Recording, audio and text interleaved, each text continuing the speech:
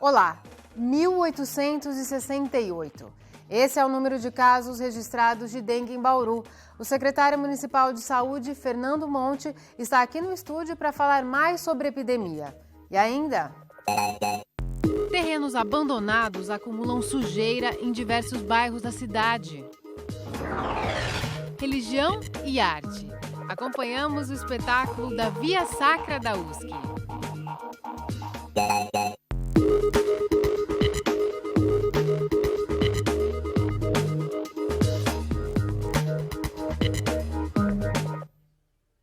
Foi aprovada ontem no Senado, em Brasília, a ampliação dos direitos de trabalhadores domésticos, como empregadas, cozinheiras, babás e motoristas.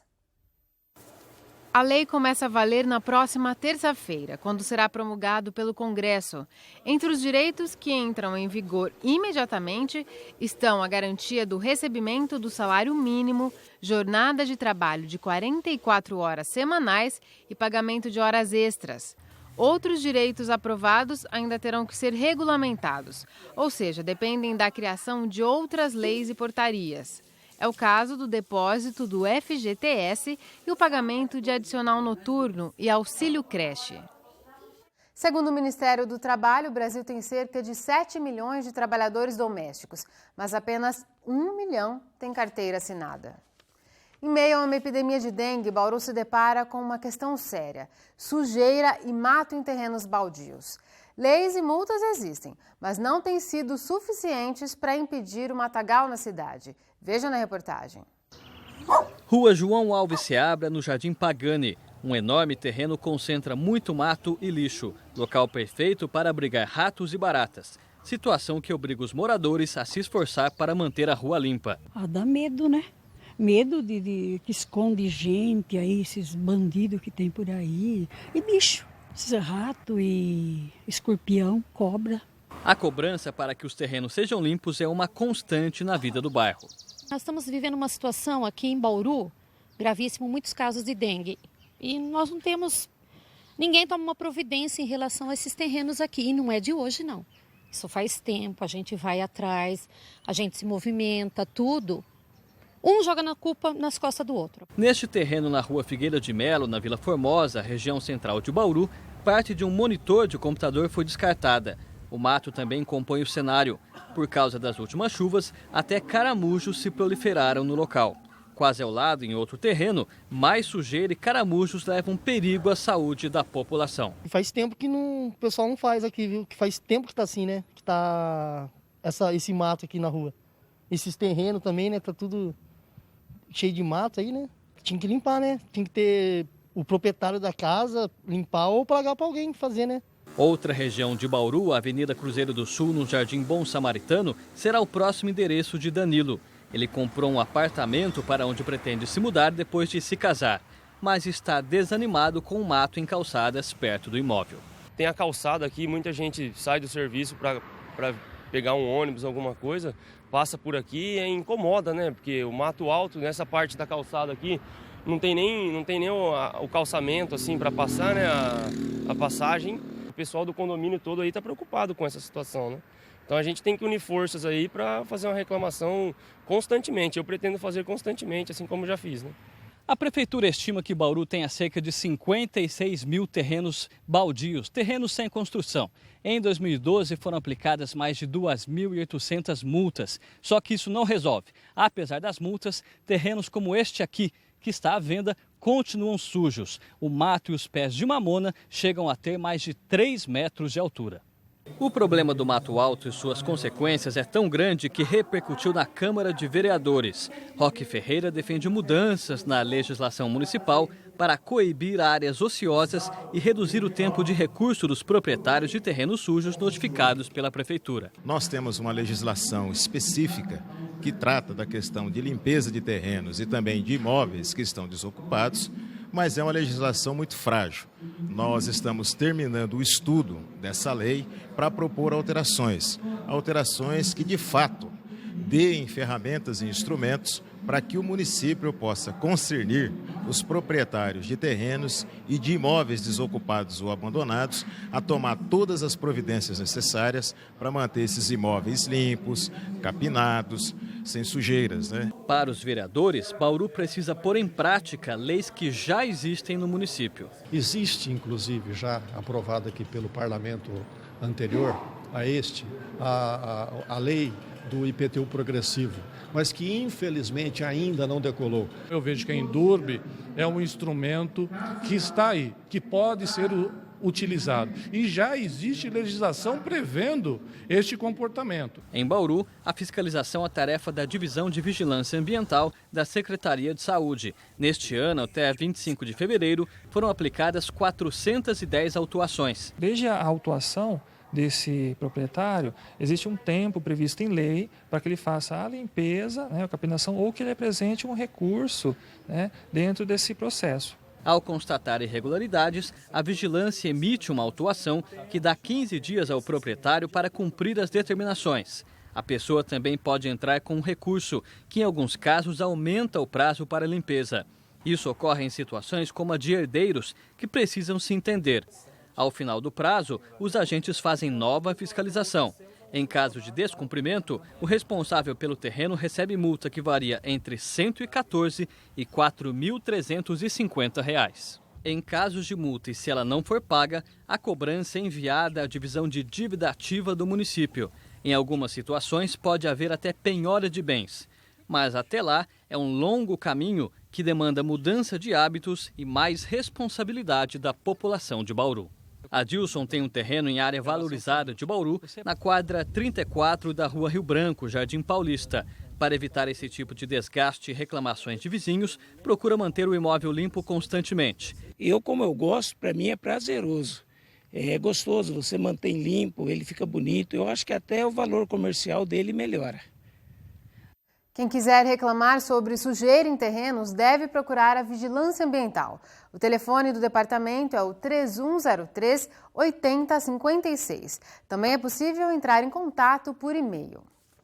Como você viu aí na reportagem, esses terrenos acabam virando um criadouro do mosquito da dengue. A epidemia da doença é o assunto da nossa conversa com o secretário de Saúde de Bauru, Fernando Monte. Mande suas perguntas por telefone ou pela internet. Voltamos já.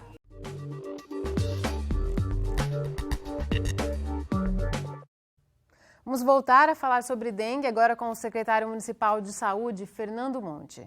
Fernando, muito obrigada por sua presença aqui no Nesp Notícias. Um prazer, Maíra. Bom, já dissemos aí que hoje passamos dos 1.800 casos. São 1.868 pessoas infectadas com dengue na cidade. Tivemos uma morte de um senhor na semana passada. Como se explica essa epidemia de dengue, secretário? Se a gente fizer uma divisão, a média de praticamente 20 pessoas infectadas por dia. Muito bem. Veja, é possível que a quantidade, inclusive, de pessoas infectadas seja bem maior que essa, não é? Esses são os casos que nós já confirmamos da doença.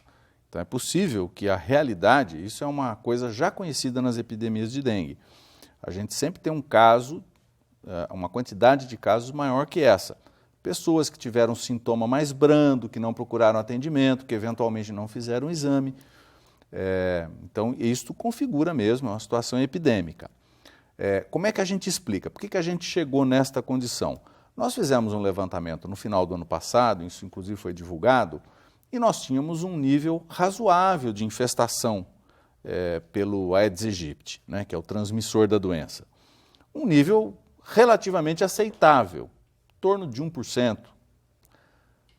E rapidamente, no final do ano, no início deste ano, rapidamente nós tivemos uma grande proliferação do mosquito. Não é? O que propicia isso? Calor, alternado com chuva, quer dizer, o regime climático propicia muito isso. E, além disso, as condições ambientais, especialmente lixo urbano. Não é? Descartáveis, que a gente tem hoje uma quantidade enorme de descartáveis. Isto propicia que o mosquito se multiplique e aí você começa a ter uma certa quantidade de casos. Nós não tivemos interrupção da transmissão, os mosquitos vão se contaminando, Quando você tem uma epidemia nesses níveis que nós temos aqui agora, já está numa fase difícil de controlar. Quer dizer, você já tem um estoque de mosquitos contaminados que é bastante grande. Então, em termos técnicos, científicos, é isso que explica uma epidemia desta dimensão. Secretário, nós acabamos de ver uma reportagem que mostra o problema das sujeiras nos terrenos.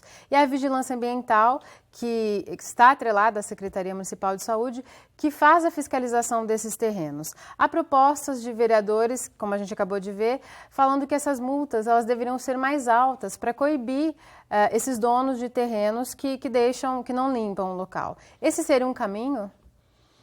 Eu tenho dificuldade em enxergar que esse seja um caminho. Eu acho que um caminho satisfatório, dentro daquilo até que foi já apresentado na reportagem, seja o IPTU progressivo. Eu acho que imposto progressivo, para quem não utiliza propriedades urbanas, é uma boa estratégia. Só que Um dos problemas que nós temos em Bauru, nesta linha, é o seguinte: a quantidade de vazios urbanos na cidade de Bauru, e isto é uma decorrência da especulação imobiliária, é muito grande.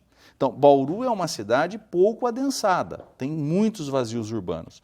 Esta quantidade de vazios urbanos dificulta o nosso trabalho de fiscalização. Agora, a multa só, aumentar o valor da multa, isso seria uma coisa bastante eficaz? Nós temos multas que podem chegar a valores aí próximos de alguns milhares de reais, quer dizer, não são multas pequenas. E a gente vê que mesmo assim a gente tem dificuldade. Por quê? Porque nem sempre quem suja o terreno é o próprio proprietário do terreno. A gente tem um monte de recurso lá que o dono do terreno chega para a gente e diz: olha, eu mantenho o meu terreno limpo. Aí o vizinho vai lá, joga lixo e ele recorre das autuações que nós fazemos e tudo mais. Enfim, é uma complexidade e a dengue é um produto da nossa organização urbana. Eu tenho falado com muita convicção, é a minha convicção pessoal, que a área da saúde sozinha é insuficiente para lidar com a dengue. Não é? A área da saúde pode fazer o que ela vem fazendo muito bem, fazer diagnóstico dos casos, tratar adequadamente os casos, evitar que você tenha casos graves. Isso a gente vem fazendo com relativo êxito dentro da área da saúde. Agora, cuidar de toda a condição urbana, eu acho que a área da saúde é impotente. Nós temos que envolver outros setores da administração pública no sentido de conseguir uma condição urbana um pouco melhor do que o que a gente tenha. E nós também temos que ter, há que se reconhecer, uma situação em que a cultura da população em relação à deposição de lixo e tudo mais seja uma cultura melhor do ponto de vista de manter a cidade mais limpa. E, senão a gente vai ter dificuldade de vencer isso. Eu passo nas ruas aqui em Bauru e vejo, tem lugar que tem sofá jogado, tem um monte de coisas jogadas na rua, todas essas coisas são potenciais criadores do mosquito. Secretário, ontem nós mostramos uma reportagem onde os vereadores se reuniram e vão se comprometeram a cobrar providências e pensar numa ação conjunta, inclusive mobilizando várias secretarias para combater a dengue. O que pode ser feito? O senhor acabou de dizer que a Secretaria de Saúde sozinha não teria condições de enfrentar. O que poderia ser feito em conjunto, então, com outras secretarias, para evitar que a gente tenha uma epidemia, inclusive maior que a de 2011, quando passamos dos 4.000 casos? Olha, nesta fase aqui, o que nós podemos fazer é mutirão de limpeza. O mutirão de limpeza tem ajudado, a gente tem tirado toneladas de lixo. Isso vem sendo feito na medida das disponibilidades de equipamentos da Prefeitura Municipal e tem uma certa eficácia. As pessoas falam muito em nebulização, porque a nebulização, como as pessoas enxergam, acham que jogar veneno no ambiente é uma coisa que resolve e tal, e a gente resolveria rapidamente. Não é verdade, porque, veja, o mosquito adulto, né, o Aedes aegypti adulto, já alado, a duração de uma dedetização ambiental dura muito pouco tempo, dura 24, 36 horas. Você repõe com outros mosquitos alados rapidamente. Então, não é uma questão da gente não querer fazer, não é uma questão só da contaminação ambiental, é uma questão de não ter eficácia mesmo, embora as pessoas se sintam seguras quando elas veem este processo sendo feito. Então, a gente tem usado veneno? Tem, mas de forma mais seletiva. Esta é outra ação que dá para fazer. A ação do ponto de vista de preparar a rede de saúde para atender os casos, nós fizemos. Fizemos essa lição ao longo de todo o ano passado, treinamos os nossos profissionais, os profissionais médicos estão treinados, têm instrumentos para aferir sinais nos pacientes de forma adequada, diagnosticar casos graves e rapidamente intervir em situações que possam ser potencialmente graves. Isso a gente vem fazendo. Tudo isso pode ajudar a minimizar a situação. Agora, nós temos que reconhecer o seguinte, tem uma questão que é importante, que é claro, nós vivemos aqui em Bauru, né? Nós vivemos nesta cidade, quando a gente fala da ocorrência da doença, nós falamos da nossa cidade, porque é aqui que as coisas estão acontecendo. Mas às vezes se passa a impressão como se o único local do mundo que estivesse tendo dengue fosse a cidade de Bauru. Veja, nós convivemos com esse problema em grande parte do interior do estado de São Paulo. Neste exato momento, há vários municípios do nosso estado que têm situação pior do que a situação do município de Bauru. O que isso quer dizer? Quer dizer que as condições ambientais que geram a situação de dengue estão presentes em todos esses locais, não estão presentes só aqui no município de Bauru. É uma questão da organização mesmo, de como a gente vive no ambiente urbano. Tá certo, muito obrigada por sua participação. Eu que agradeço. O Nesp Notícias vai para o intervalo e, na sequência... Você vai ver como é a encenação da Paixão de Cristo, feita por alunos de artes cênicas da USC.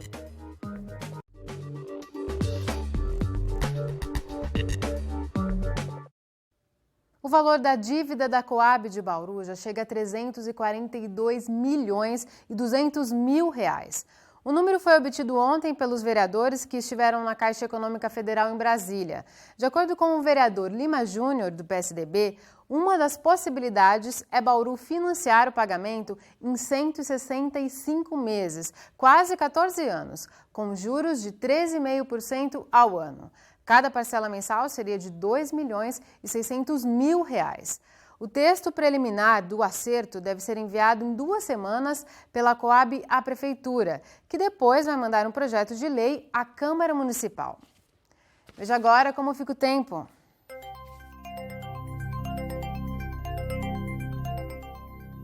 Chove apenas no sul do estado na tarde desta quarta-feira. Amanhã deve fazer sol na maior parte do estado. A exceção é a região leste, que apresenta alta nebulosidade. Aqui em Bauru, a chuva continua a dar trégua por hoje e amanhã. A umidade do ar é de 48%. A velocidade dos ventos é bem baixa, a 4 km por hora. No meio da tarde, a temperatura chegou a 29 graus. É a mesma máxima prevista para amanhã. Em Piratininga, a temperatura não deve passar dos 28. Em Agudos, fica em 27 graus. Para os católicos, a Semana Santa é a época mais importante do ano. É quando são relembrados o Calvário, a crucificação e a ressurreição de Jesus. Nesse período, a Universidade Sagrado Coração apresenta a tradicional encenação da Via Sacra. O espetáculo, neste ano, tem como título Juventude e Jovialidade, Unidas em Deus. Escondido com o rabo de fora, tá mais escondido que o rabo escondido que o gato de fora. Antes de encarar o público, o grupo se aquece com descontração. Ao terceiro sinal, não tem mais tempo.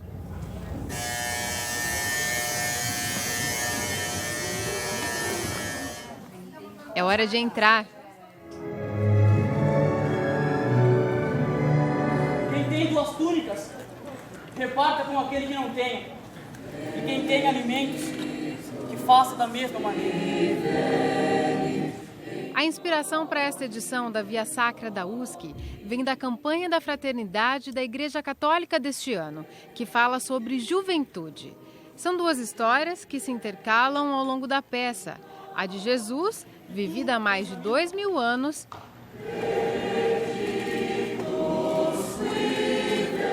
Precisamos de santos. E a de Raul, um jovem dos dias de hoje que busca seguir os ensinamentos do Cristo.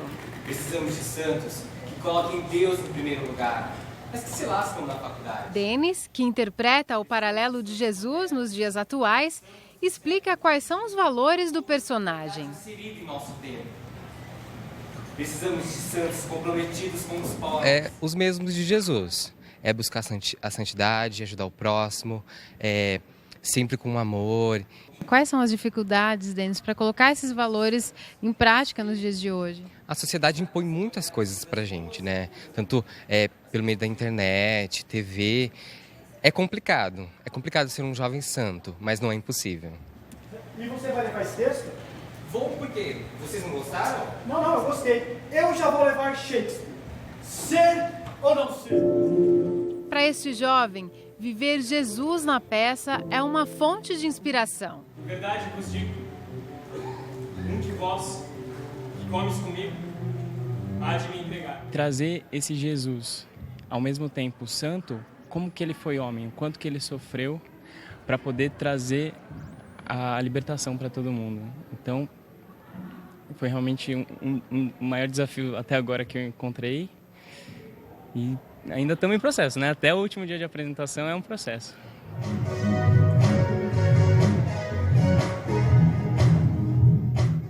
Drogas, prostituição, violência. São os problemas contemporâneos retratados na narrativa. A roupagem atual veio também da necessidade de reciclar um espetáculo que já é realizado há uma década.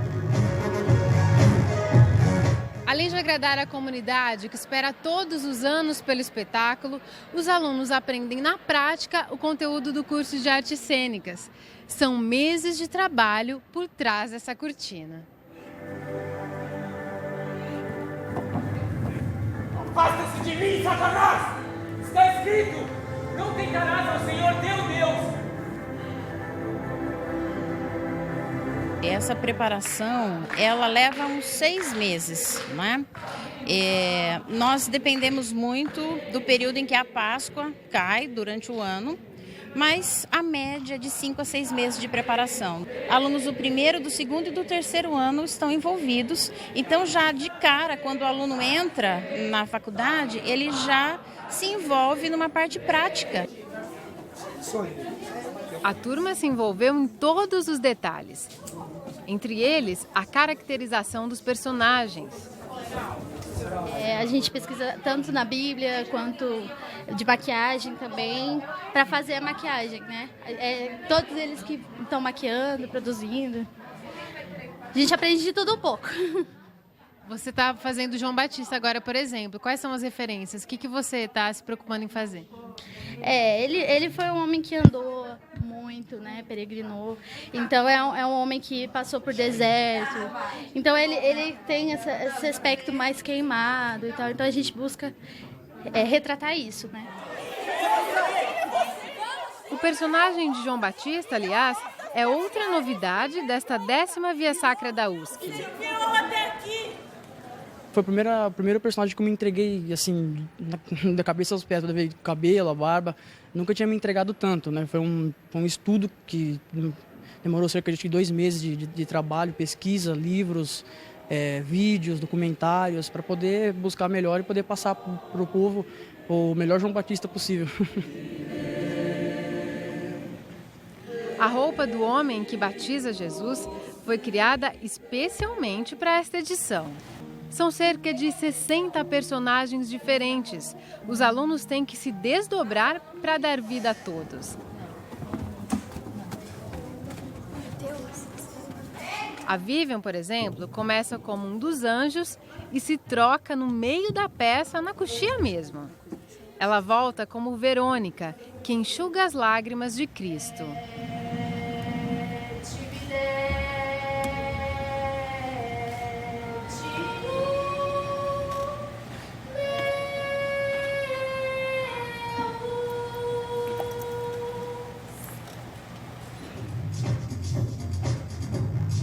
O esforço coletivo produz um espetáculo dinâmico que alterna momentos de coreografia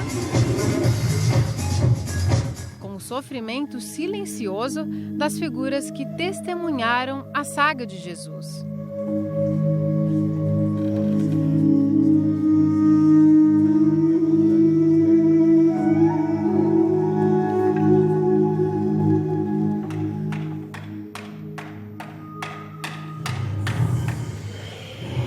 Entre anjos, demônios, jovens e personagens bíblicos, os dois protagonistas passam por calvários próprios de cada tempo e lugar.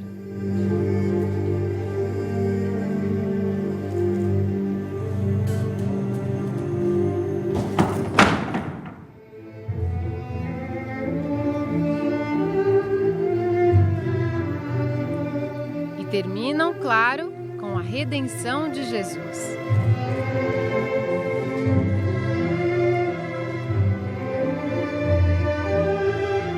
Para a alegria do público.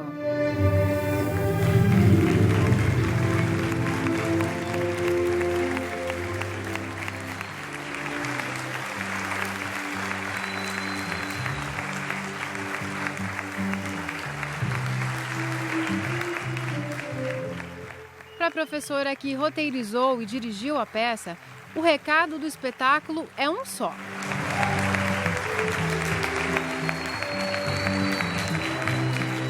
O caminho para a juventude é a própria juventude. Então, assim, não precisa só dos mais velhos ajudando, mas que os jovens, eles dão exemplo também, né? Então, existe esse paralelo de Jesus, que é um jovem que tenta mudar a sociedade, começando, lógico, com os amigos dele.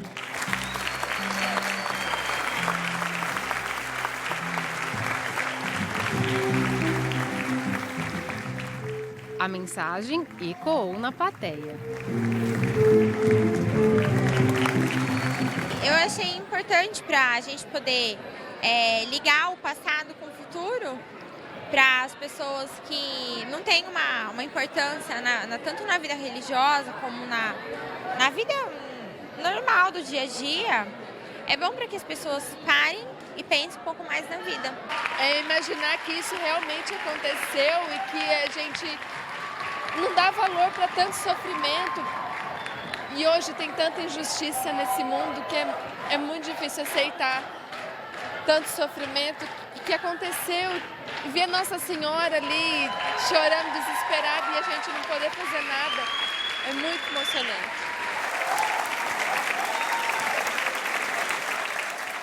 Para essa senhora, a emoção foi em dobro. Ela é a avó da Vivian, lembra? É a atriz que viveu a Verônica, personagem que ela mesma já encenou no passado. Eu acho que Deus, nesse momento, devia enviar muitas bênçãos para todos os jovens, não só para minha neta, mas sim para todos os jovens do Brasil, do mundo inteiro. Que o que mais nós precisamos é da conversão, né? E da fé deles, porque tudo depende de nós. E eu acredito que com essa encenação, muitos vão tirar exemplos. Embora eles sejam orgulhosos, não queiram demonstrar eles não querem demonstrar aquilo que eles sentem, mas eu senti que muitos deles podem mudar. E a vontade não é a nossa, sim, mas sim a vontade de Deus, né?